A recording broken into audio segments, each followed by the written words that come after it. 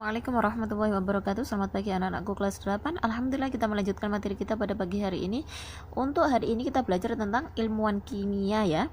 Sebelumnya mari berdoa terlebih dahulu. Bismillahirrahmanirrahim. Raditu billahi robba wa bil islami dina wa bi Muhammadin nabiyya wa rasulah. Rabbi zidni ilma warzuqni fahman. Amin ya rabbal alamin.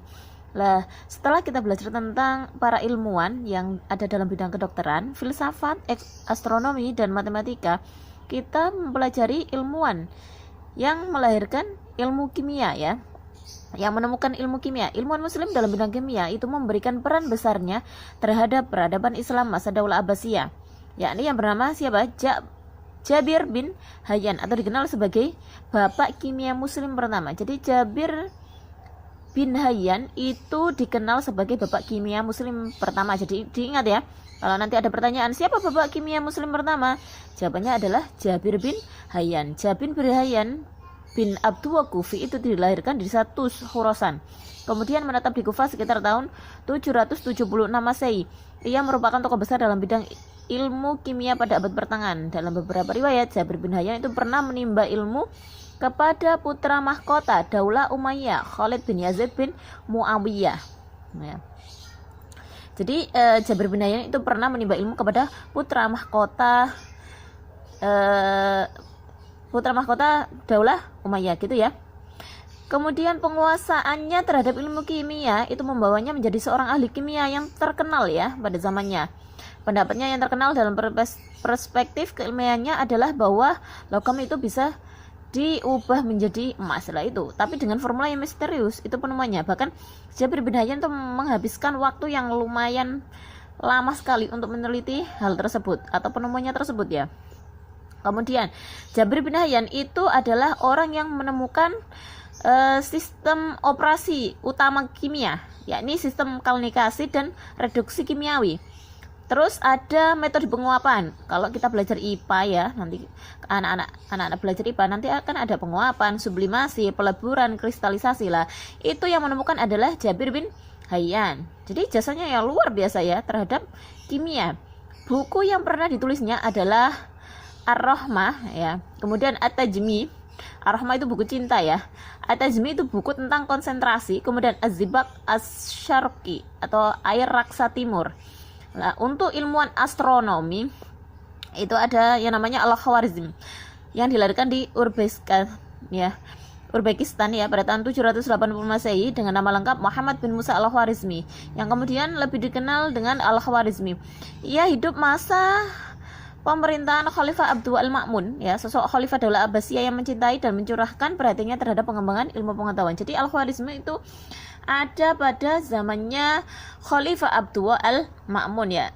Kemarin kalau kita belajar tentang Abdul Al-Ma'mun ya, luar biasa ya, beliaunya itu sangat luar biasa mencurahkan perhatiannya, bahkan kekayaannya itu juga disumbangkan untuk pengembangan ilmu pengetahuan. Al-Khwarizmi itu adalah tokoh utama dalam kajian matematika Arab. Jadi sangat terkenal dengan matematikanya. Dan observer itu peneliti ya bidang astronomi, jadi ahli matematika dan juga ahli astronomi. Sebagai seorang pemikir Islam terbesar, ia telah mempengaruhi pemikiran dalam bidang matematika, bahkan melampaui atau melewati batas pemikiran ilmuwan abad pertengahan lainnya. Jadi sangat cerdasnya beliau itu. Peran Al-Khwarizmi terhadap pengembangan ilmu astronomi dan matematika itu sangatlah besar. Ia telah menyusun tabel astronomi tertua. Dia itu ya, jadi Abdul Al-Khwarizmi itu yang menemukan tabel astronomi tertua. Ia juga menulis karya tertua tentang aritmatika. Jadi aritmatika, pola bilangan yang ada dalam matematika itu ya, itu juga yang menemukan adalah Al-Khwarizmi. Kemudian Al-Jabar. Karya Al-Jabarnya itu disebut Al-Mukhtasar fil Hisab Al-Jabar wal Muqabalah. Nah, kitab itu tuh memuat tentang cara menghitung melalui penjagaan dan jawaban palsu atau rules of false position atau regular false ya.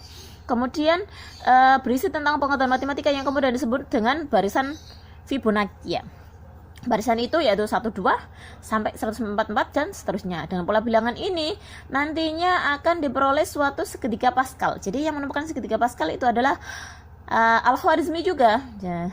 Gitu ya anak-anak ya. Dengan pola bilangan ini tuh nantinya akan diperoleh suatu segitiga Pascal ya. Jadi anak-anak ya, Kalau dilihat dengan seksama atau dipelajari dengan seksama, Muhammad bin Musa al-Khwarizmi itu luar biasa ya. Astronomi luar biasa, matematika juga luar biasa. Yang menemukan rumus Fibonacci, kemudian hukum Pascal ya. Gitu. Kemudian ada rules of false position, itu juga yang menemukan adalah ilmuwan ini, al-Khwarizmi ini, gitu ya. Jadi ilmu astronomi, matematika itu yang juga berperan sangat besar ya. Nah, perlu diingat ya anak-anak, kemarin kita sudah belajar tentang ilmu kedokteran, filsafat, astronomi, matematika, bahkan bidang-bidang yang lain. Jangan sampai lupa ya untuk semua tokoh-tokohnya gitu ya. Kemudian tugas anak-anak hari ini itu adalah ya menjawab ini ya. Ini untuk kompetensi pengetahuan ya. 1. Apa pengaruh ilmuwan dalam mensejahterakan kehidupan bangsa? Kemudian yang kedua, tuliskan peran besar ilmuwan muslim bidang kedokteran lewat karya-karyanya yang mendunia. Kemudian yang ketiga, tuliskan karya Jabir bin Hayyan dalam 2 metode operasi kimia yang diciptakannya. Jadi Jabir bin Hayyan tadi ya, tuliskan. Kemudian yang keempat, tuliskan kiprah al-Khwarizmi dalam bidang astronomi. Kemudian yang kelima, terangkan 3 perilaku seorang pelajar yang meneladani kegigihan ilmuwan muslim pada masa Daul Abbasiyah. Nanti jawabannya diupload di KI 3 gitu ya. Jangan sampai ada yang tidak mengerjakan ya. Ibu harap anak-anak semuanya tetap semangat belajar. Assalamualaikum warahmatullahi wabarakatuh.